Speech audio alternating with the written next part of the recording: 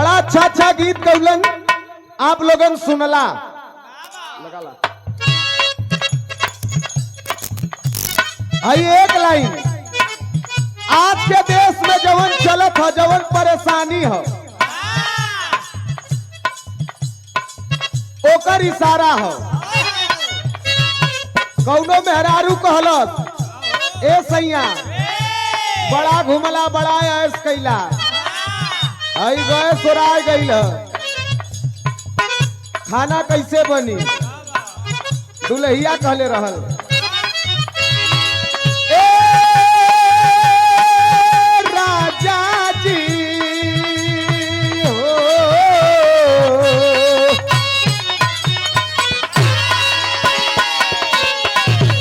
अरे घूमी घूमी रोज रोज करता रहे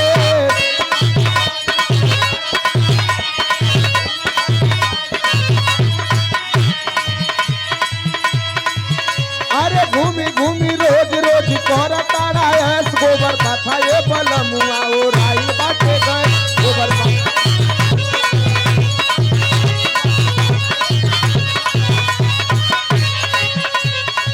गोरिया दे ले गजो धर के धोखा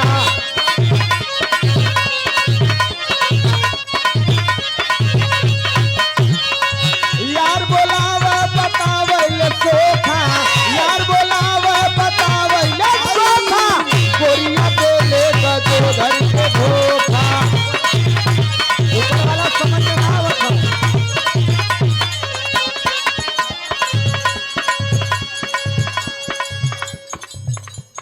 चला तो हम रही इंतजार में रात बीतल ना। बहुत बहुत धन्यवाद और एक माला हमारी तरफ से आपके सम्मान में। देखा इनके संगे जब कार्यक्रम होला तो बड़ा रोमांचक मुकाबला होला। ये प्रतापगढ़ के धरती से मुस्कान चंचल जी आपकी ओर से सम्मान मिला है माला मिला है ढेर सारा पुरस्कार मिला है पुरस्कार बहुत बहुत धन्यवाद हो आपके। अच्छा तोहार आशीर्वाद मिलल है बहुत बहुत धन्यवाद हो। मालिक आपके गायकी में चार चांद लगावे और आदरणीय आप हमारे बड़े भैया मंजू मिश्रा जी आपके कर कमलों द्वारा आशीर्वाद है बहुत बहुत प्रणाम हो। एक के बाद देखा पुरनिया दादा लोगन कहले हुए अरे रसरी सनहिया कए कदी न छटकी रसरी सनहिया कए कदी न छटकी जकरा से ढेर पटी ओकरा से फटकी एमे टेबल डाला टेबल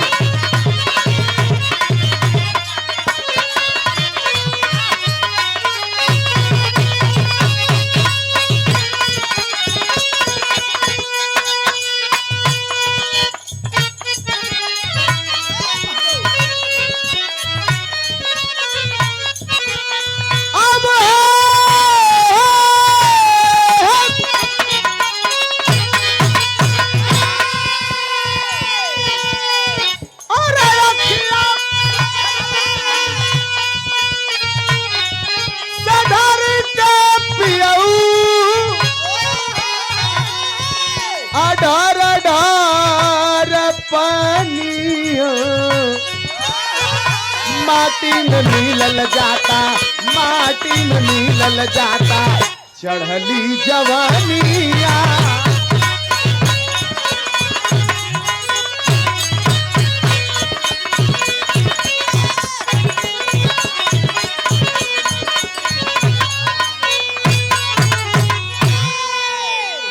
समय न गवाते हुए एक बिरहा वीर रस का आप लोगन के बीच में प्रस्तुत हो और ये गीत के लिखे वाले कवि हृदय सम्राट हमारे गुरुजी परम सम्मानित परम आदरणीय कवि शिरोमणि स्वर्गीय चंद्रिका गुरुजी जिनकर लिखल गीत हमरे स्वर्गीय रामदेव दादा गावत रलन और हमारे अखाड़े के तमाम कलाकार गाए। आइए कहानी का आप लोग आनंद लिया थोड़ा से रिटर्निंग करता भैया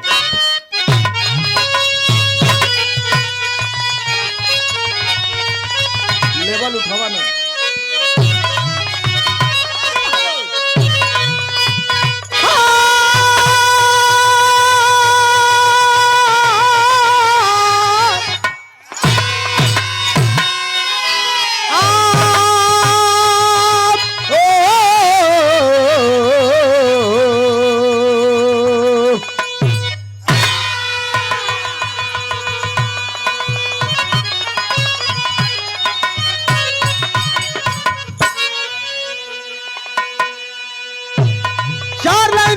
भैया।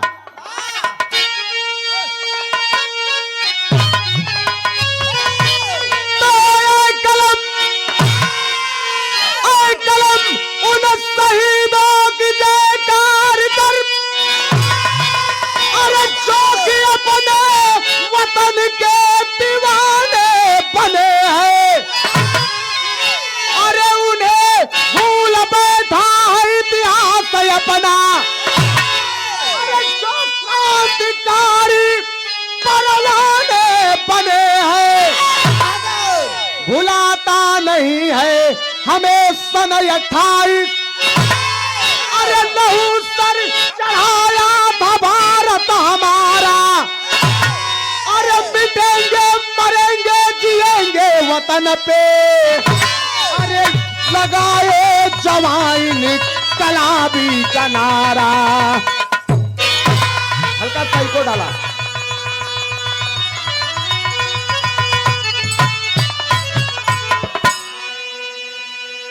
मरेंगे मिटेंगे जिएंगे वतन पे, लगाया जवान कलाबी का नारा। एक गीत था, ये हमारे बनारस का पहचान है गुरुजी। स्वर्गीय रामदेव गुरुजी अपने जवानी के आलम में गावत रहलन।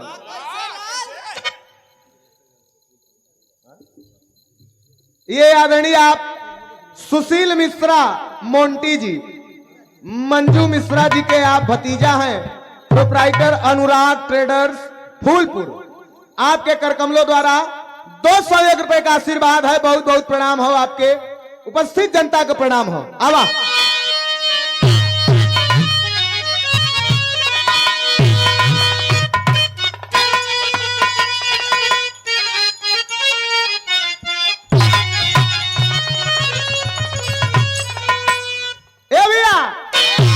बुल्लू गुरु कहा है कि एक बात अरे मोरी सजनी गठिया चुनरी।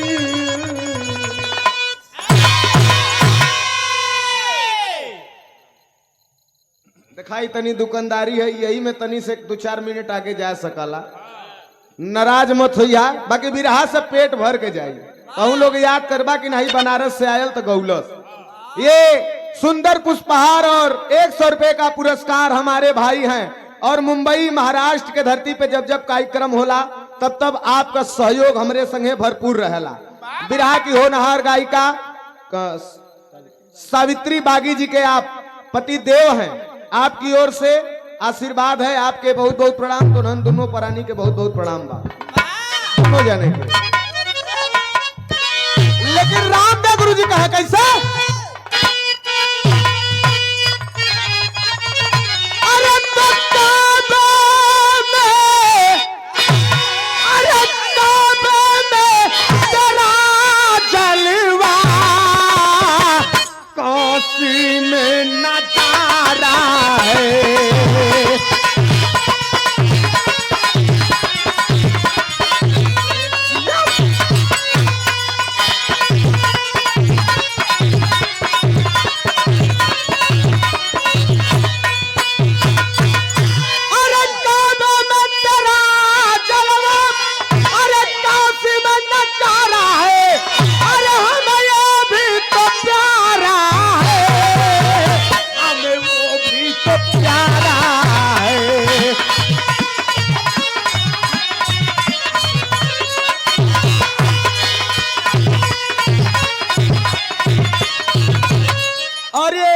हमारे गार्जियन, हमारे गुरुतुल्य, और इस कार्यक्रम में आपका विशेष योगदान है।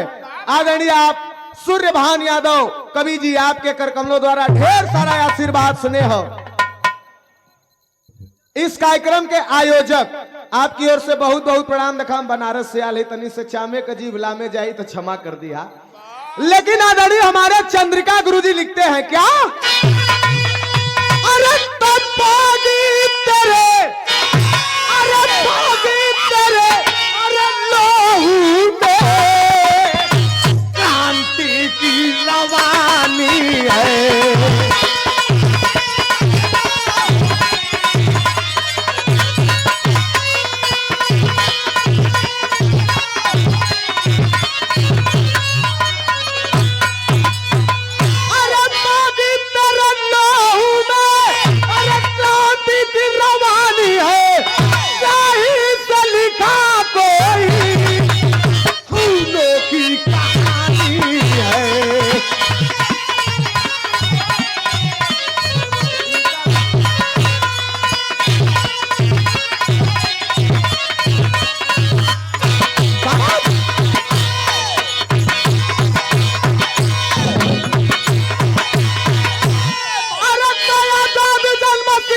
अधिकार हमारा मत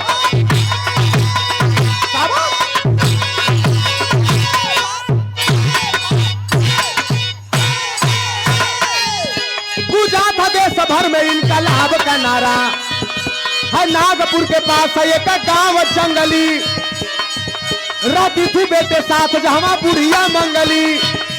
एक रोज क्रांतिकारी जो 3 भाग कर बुढ़िया के झोपड़ी में छिपे है रात भर। बुढ़िया न जाना पाई कि मामा न हमारे, बुढ़िया न जाना पाई कि मामा न हमारे। खाए बिना ही सो गए इंसान बेचारे, खाए बिना।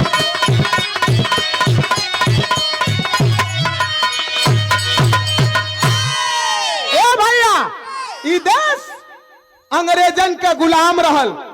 अंग्रेजन का इतना अत्याचार, इतना अत्याचार, इतना अत्याचार। छोटा छोटा बच्चन के आकाश में उड़ा के तलवार के नोक पे लोग लेवल जात रहल। सरेआम माता बहन के इज्जत के नीलाम कर लेवल जात रहल।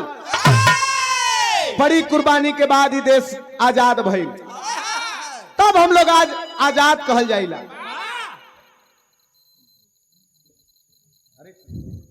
और ये शानदार यूट्यूबर हमारा भाई है सूरज प्रजापति, आपकी ओर से सम्मान और माला बहुत बहुत प्रणाम हो।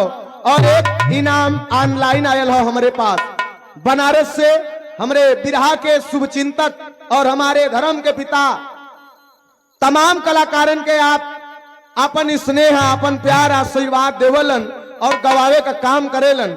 आदरणीय बबलू प्रजापति गोपपुर वाराणसी के धरती से आपके भी चरणों में हमारा प्रणाम हो।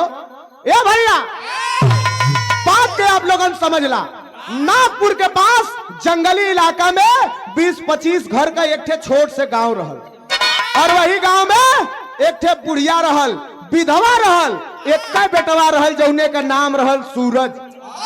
जंगल से लकड़ी काट के जीवन गुजर बसर करत रहल। एक दिन बुढ़िया झोपड़ी में सुतल है, बुखार रहल। अब सुतले सुतल देखलस कि हमारे मड़ैया में 3 ठे कौनो आदमी अइला और किनरवा चदरा ओढ़ के सुत गइलन। बुढ़िया सोचलस उठ के पानी पियाए दही कि खाना खियाए दही। आदरणीय आप शिवराज यादव जी 201 रुपया और राम शिरोमणि यादव पूर्व सचिव, अशोक कुमार यादव सुवंसा नगर पंचायत प्रतापगढ़ 201 रुपया बहुत बहुत पलगी है। आपके उपस्थित जनता का प्रणाम।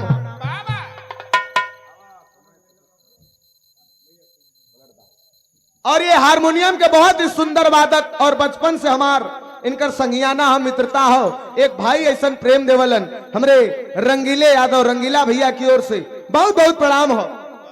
ए भैया, बुढ़िया सोचलस का करी, अच्छा तो अब खिया दे कि बिहाने खियाई, ना समझ में आयल भयल का।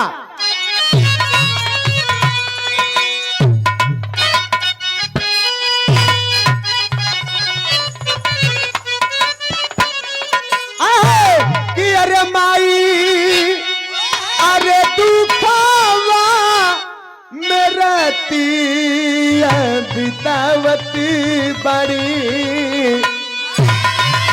अरे माई, अरे दुखवा में रातिया बितावत बाड़ी, सपना सजावत बाड़ी हो। माई दुखवा में रातिया बितावत बाड़ी, सपना।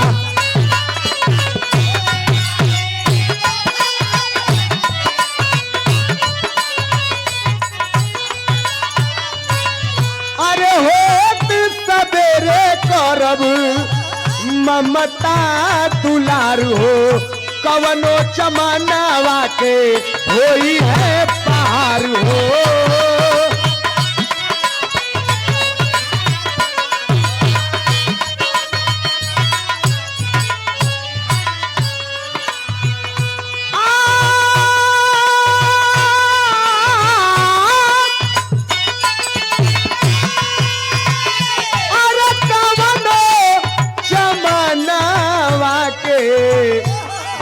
है बाहर हो।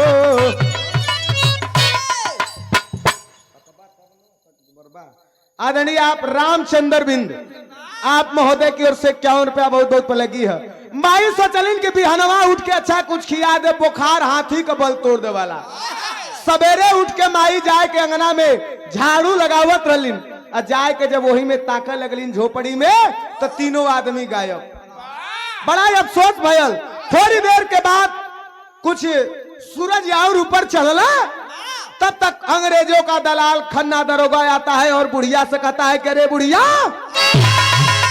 क्रांतिकारियों को पनाह देती है। बुढ़िया कलश की के पनाह दे ली है। कल रात में तेरे घर पे 3 क्रांतिकारी भाग करके आए थे, उसमें एक चंद्रशेखर आजाद था। अब बुढ़िया माई के अफसोस होने लगल कि आय हाय हाय हाय, काश उठ के रतिये में लइकवा के खियाए देले हुई। बुढ़िया कहता है दरोगा जी का कहे,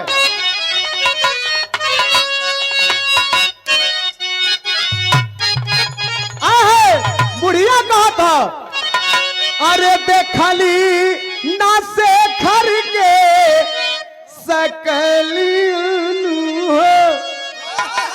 अब बुढ़िया बोलल लखा अरे कैसे अरे चलावलाल गोलिया ना हो देती ममता।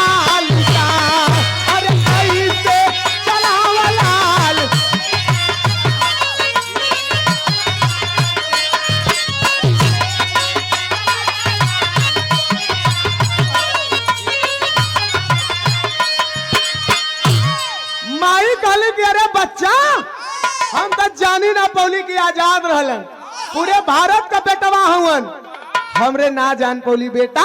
यही बात का अफसोस है, अगर जानी तो। अरे जनती की अइले, अरे जनती की अइले चंद्रशेखर बाया रगिया।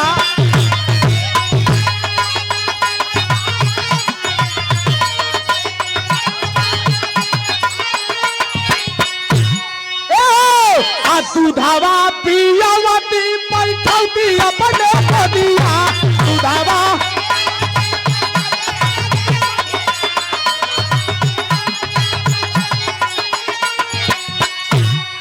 खन्ना दरोगा सुनो, अरे भाले पर तू नालिया न हो, पर तू नालिया ममता लुटा।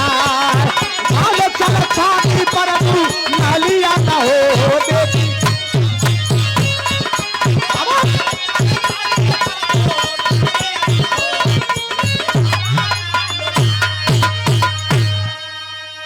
कहा सुना, अगर जान जाहिद की आजाद रहतन तो उठा के रतिया में कुछ खिया पिया देले होई। भाई बंदूक चमकावत हुआ, तोहरे बंदूक से ना डराई, भले बूढ़ी बूढ़ी हड्डी हो, लेकिन तोहरे बंदूक का चिंता हमें ना रहल। तो एक बार जोरदार ताली बजा के सम्मान हो जाए। अब बनारस से चल के आल हुवन बिरहा के मीडिया प्रभारी हमारे चाचा जी कमलेश वर्मा, और ये पूरे पार्टी का सम्मान करत हुवन। तमाम कलाकारन के आप लोगन अवसर देवलन, गवावलन। बहुत बहुत पलगी है आपके, आशीर्वाद की इच्छा ताजिंदगी रहे। और इनकर धर्म का बेटा हुवन यही प्रयागराज से सूरज यदुवंशी जी, बहुत बहुत धन्यवाद।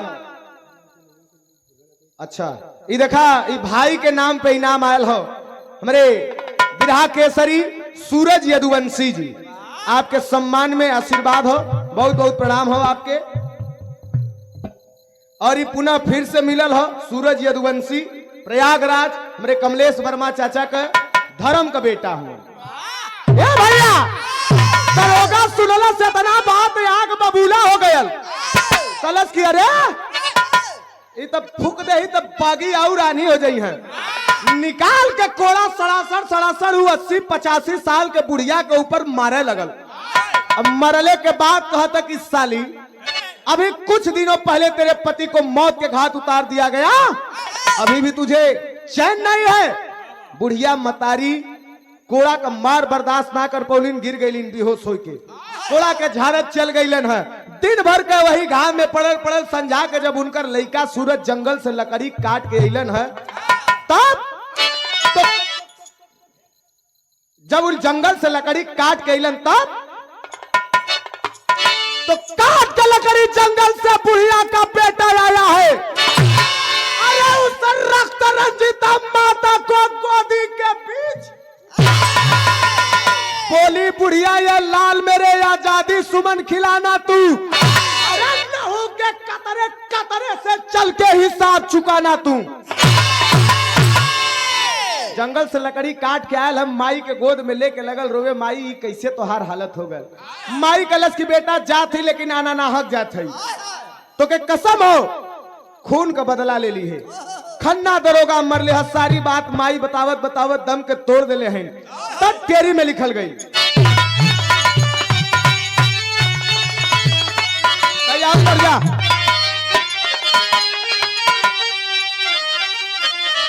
अरे तो बगावत वाली आधी चल पड़ी, अरे बगावत वाली आधी चल पड़ी, तब बाजा बिगुल क्रांति का झूमट निकाली।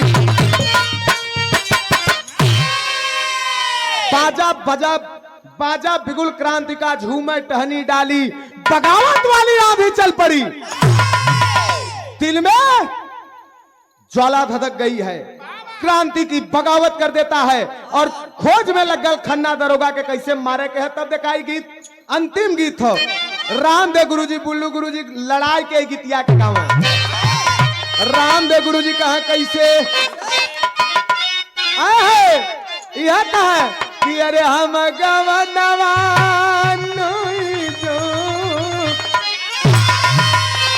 नई नई प्रीत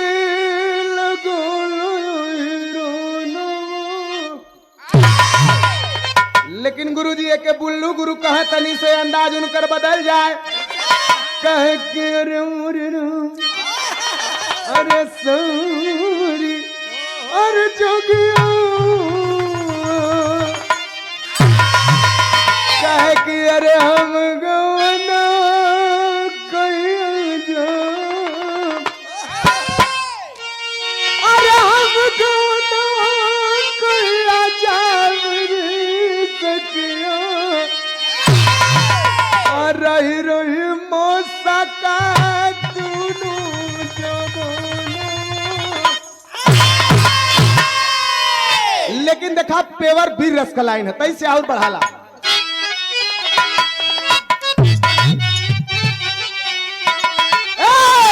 वो लड़का कहा था कि अरे हम तूफानवा करबेना, हम तूफानवा करबेना, हम तूफानवा करबेना, चाहे नहीं है या गई है जनवा, चाहे नहीं है या गई, हम तूफानवा करबेना, अरे चाहे नहीं है।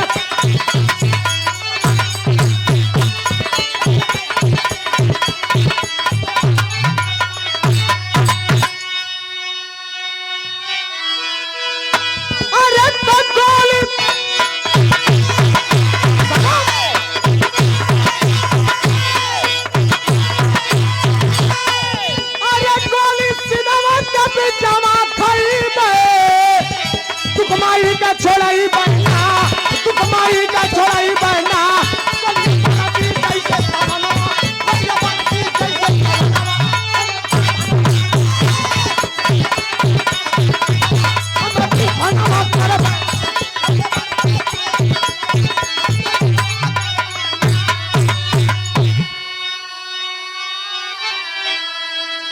और ये 201 रुपए का आशीर्वाद आप बिरहा की होनहार गायिका सावित्री बागी जी के गुरुजी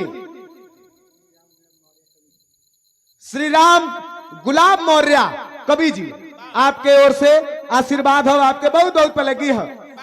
का हम गोली पर सीने पे गोली खा ले लेकिन छोड़ा बना, ताक में लग गयल है, एक दिन पकड़ ले सब भयल का।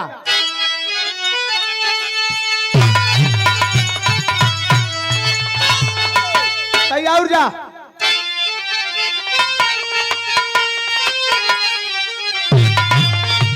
अरे तो मार गिराया, अरे मार गिराया, अरे खन्ना को दीवाना कर जल मरदाना, तब मातृभूमि पर होगा बलि चढ़ाना कर जल मर।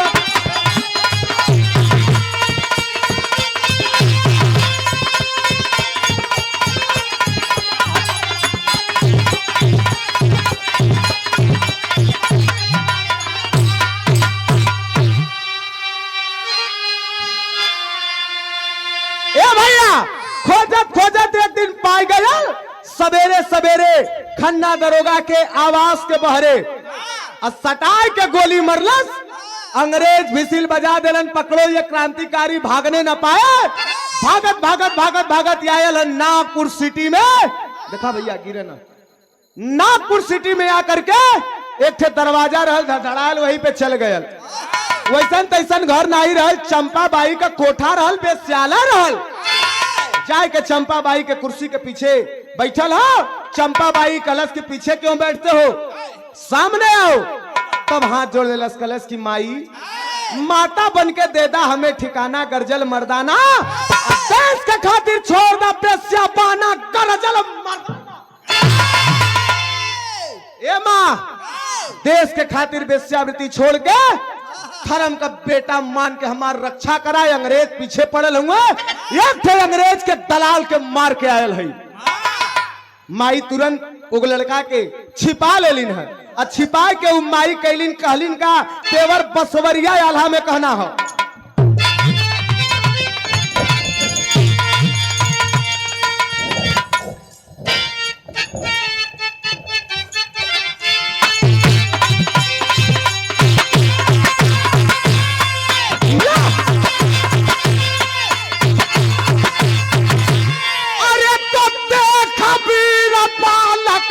चेहरा अरे जनता मन में करा विचार,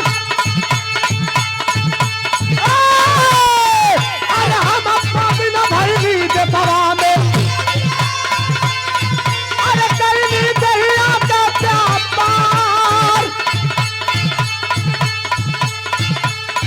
अरे कबो दे सके काम नहीं, अरे हमारे जीवन के धिक्कार,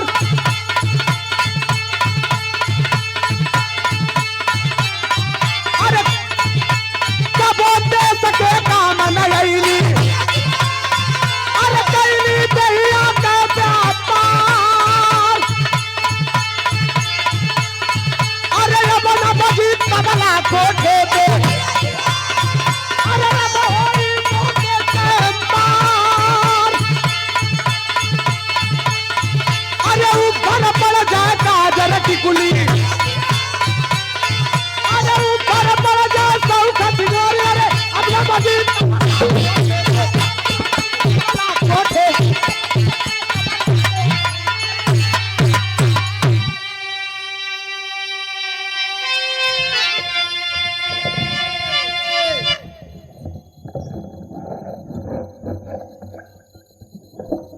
एक मिनट शेष। 1 मिनट हम अपन काम कर ले हैं। ए भैया 30 मिनट 30 सेकेंड शेष रह, तबो में छापे मारे के है। ए भैया बहुत रुपया का आशीर्वाद आदरणीय हमारे गुरुजी की ओर से बहुत बहुत प्रणाम है। ए भैया चंपा बाई का भक्ति में मन लग गया और उन लड़का के साथे साथे देश सेवा करे लगलिन। चंपा बाई का बेटवा जाए के थाने पे खबर दे देहलस, माई ऐसा ऐसा काम कैले हैं। आयल दरोगा सूरज के साथ, सूरज के लेके आयल है। तो चंपा बाई और सूरज दोनों लोग थाने पे पहुंचला। वही चंपा का बेटवा चुन्नी रहे, चुन्नी कहे हमार माई, सूरज कहे हमार माई। दरोगा हाथ में पिस्तौल पकड़ाया है, कहा सुनो जो तुम्हारा बेटा है उसको मार दो, जो तुम्हारा बेटा नहीं है उसको छोड़ दो। भयल का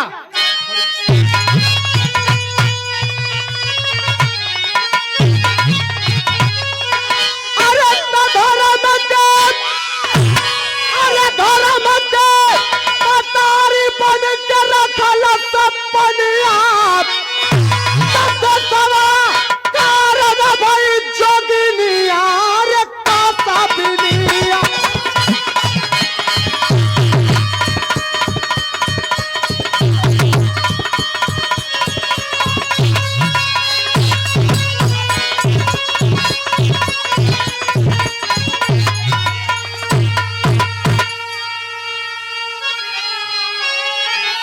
अपने बेटा के ऊपर गोली चला देलस, धर्म के बेटा के बचा लेलस। का है कि बेटा रही तो देश का सेवा करी।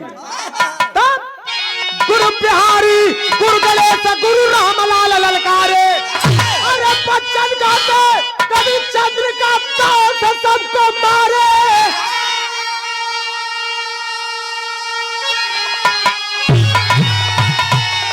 बगावत वाली आधी चल पड़ी प्रमोद रामदेव के बजल विजय की थाली। बगावत वाली आधी